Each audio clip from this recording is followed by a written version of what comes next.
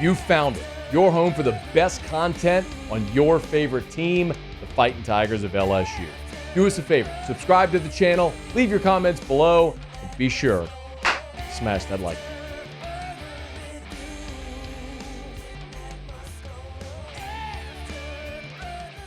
LSU and Auburn, Saturday night, Death Valley. Said it many times. My favorite LSU rivalry game played annually. I'm fired up for this one as well. Justin Hokanson joins us now. Auburn Live on 3. You can always get him there, and he's on Twitter at _J Hokanson.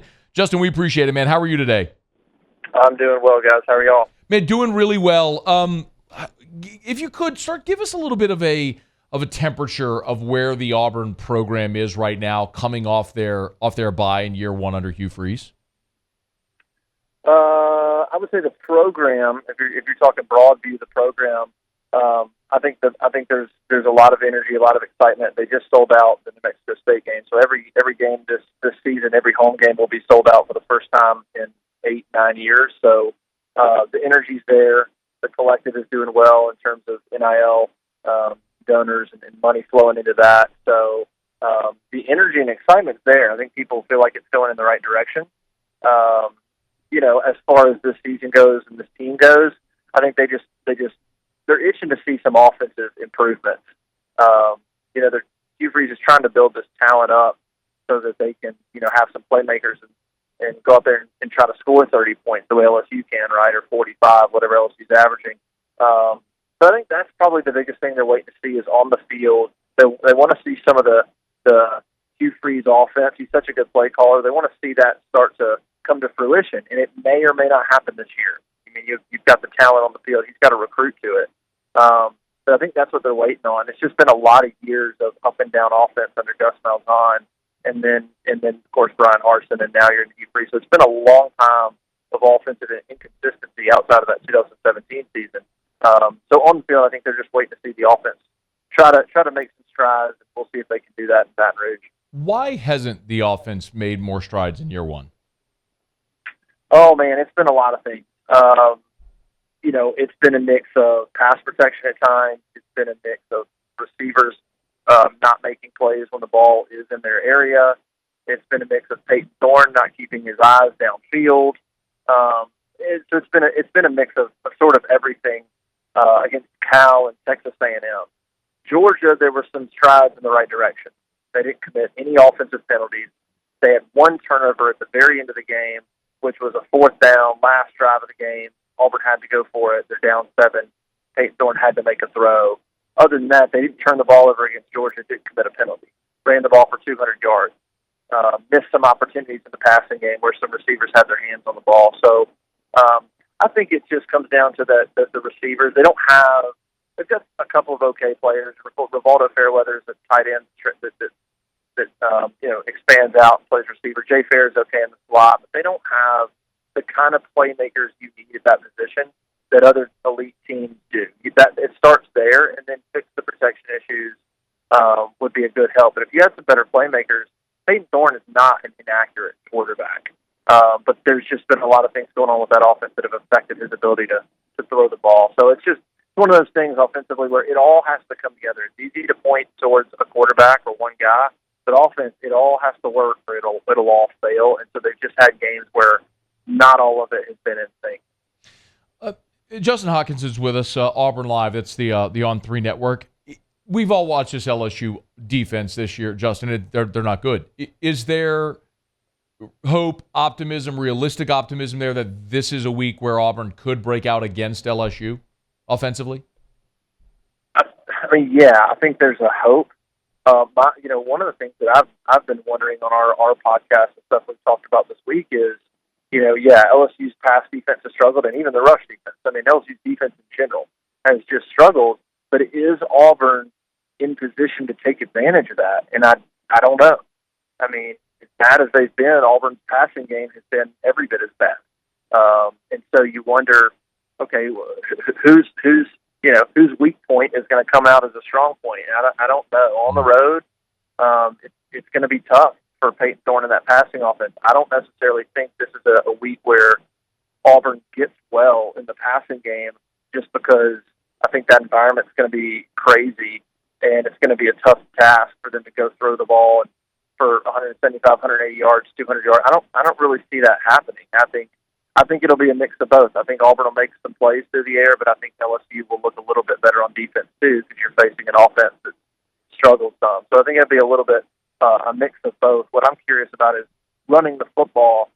Does LSU start to crowd the box? Do teams start to look at Auburn and go, okay, if they're going to run the ball 68% of the time, we're just going to creep a safety up? And with LSU's struggles, do they do that? Do they say, listen, we don't think they have any faith in throwing the ball.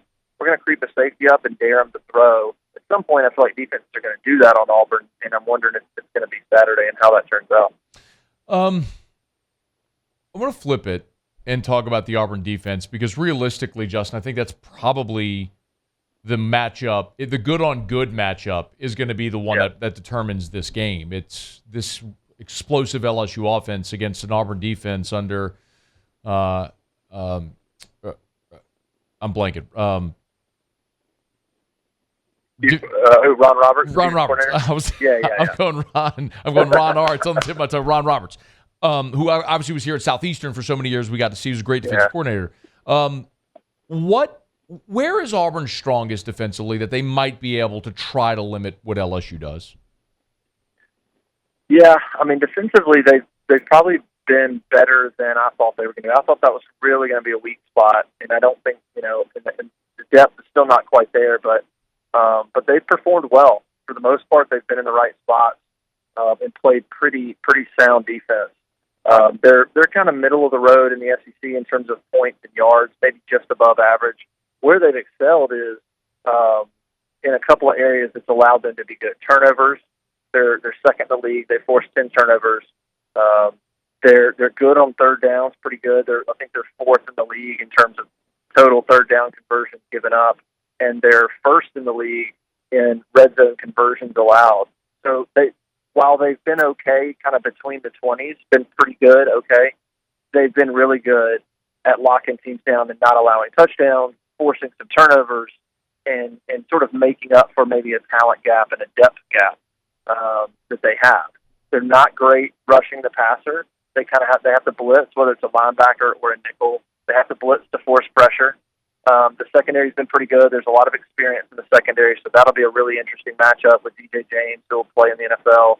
Jalen Simpson leads the country with 4 picks. Nehemiah Pritchett.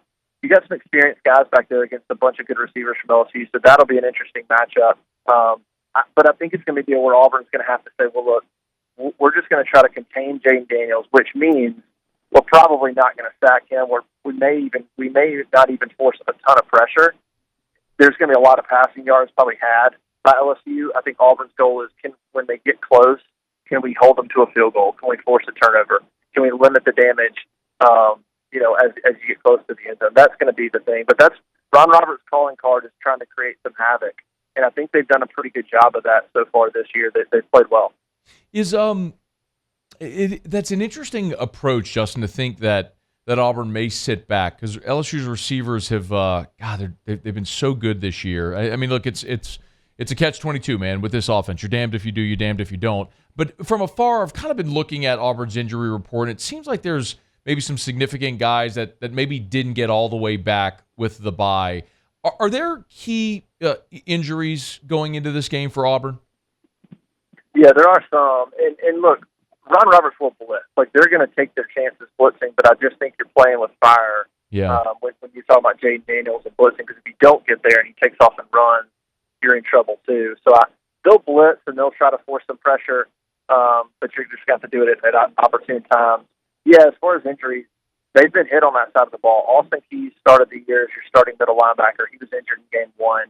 Then in game 3, Keontae Scott, who might be the best overall football player on the team, was the punt returner and the starting nickel. He got hurt against Stanford. He's out as well. Both those guys may return later in the year, but for now, they're not there at all. And then last week, Messiah Nasili-Kite, a Maryland transfer who's the starting defensive end, got hurt, and he's out for the season. So you're going into this game at this point now 3 starters down on defense, and it starts to wear. They don't have the depth to sustain a lot of these injuries. Keldrick Falk, who was the highest rated player in the class last year, will now start at defensive end in place of Nasili Kite. Really good player, looks the part, but just young and inexperienced. And they've got to develop a little bit more depth on the defensive line. They've got Eugene Asante and Larry Nixon at linebacker, but if one of those guys gets hurt, they're in trouble too. So these injuries, they're okay. Donovan Coughlin's been really good in the nickel too. So they're okay for now, but another injury to any of those guys, and it's going to start to really hurt them. Justin Hokanson is our guest. Auburn Live from On3 on Twitter at _J Hokanson. Y'all give him a follow. We saw Carlson's kick at Auburn for nearly a decade. How are if this does end up? And Justin, look, aside from 2020, the blowout on the Plains, this has been close. It's been within 5 points, like the last 7, the last 8. If it is close, if it comes down to a kick, how is Auburn in special teams? I think they've been really good. I mean, you've got punter, you got Oscar Chapman, who was honored as a Ray guy, punter of the week, I think, against Georgia. He had like a 71-yarder and a 60-yarder. He's great, one of the best punters in the country. And then kicking, they have Alex McPherson. And, of course, McPherson's a popular name. His brother kicked at Florida and in the NFL kicking. Alex was arguably the best kicker in the country out of high school, I think a year ago. He was a freshman last year at Auburn. He's 5 for 5 this year, and he's made 9 in a row going back to last year. He's missed 1 kick since he took over the duties against A&M last year. So he's really good. He kicked a 61-yarder in scrimmage, fall scrimmage, 60-something yarder during practice. So he's got a big leg. So special teams-wise, Auburn's in good shape in terms of punting and kicking. The Keontae Scott being out hurts them on punt return. All they're doing right there is just trying to field the punt. They really don't have a playmaker there. And then Brian Batty is pretty good on kick returns. But kicking and punting, Auburn's in pretty good shape. It's probably the most consistent part of their football team. Curious what name will come up with this one when it's all said and done Saturday night in Death Valley. He's Justin Hokanson on Twitter at _J Hokanson. Auburn Live. Y'all give him a follow there on Twitter as well. We appreciate it, man. Thanks so much for a couple of minutes. Absolutely. Thanks, guys. See ya. Hey, thanks so much for watching. Please leave your comments. I love to interact. And be sure to hit the red subscribe button below.